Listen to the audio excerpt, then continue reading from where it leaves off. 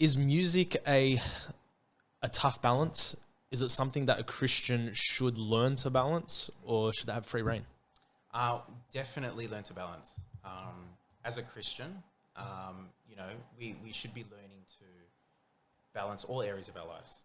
It's never like we should never really have free reign with anything, and the Bible teaches that. Yeah.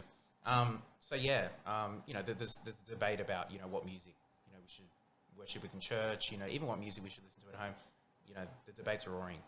But I feel like in a nutshell, we should be conscious about it. Like we shouldn't just say, because I feel all right with it, it's fine.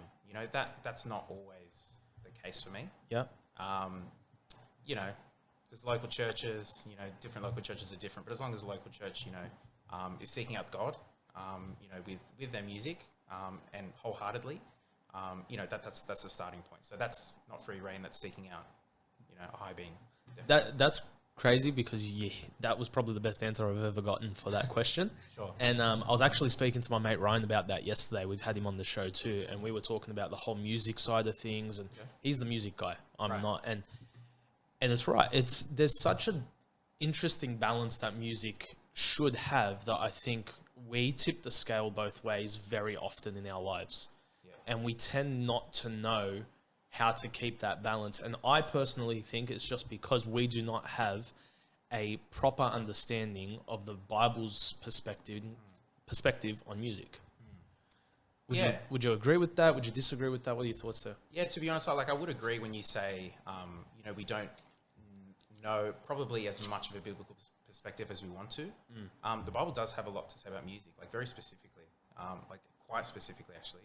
And, I'm a firm believer in those references in the Bible to music to take them literally and not figuratively. Like I know like in places like the Psalms, there's poetry and stuff like that. And sometimes it's, there's figurative language. Yep.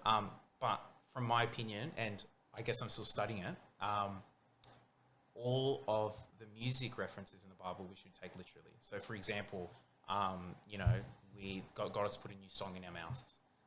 Even praise to our God, many shall see it and fear and trust in the Lord. So we should, we're not saved, and then we're saved. We should have a new song. Like literally, we should have a new song. Okay.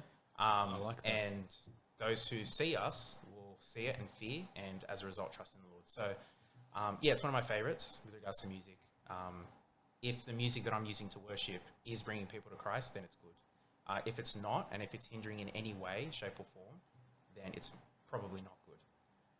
And that's something that I learned recently, and I ponder on that a lot. Love that, man, and that's hitting the nail on the head right there. By the way, phenomenal piano player you are.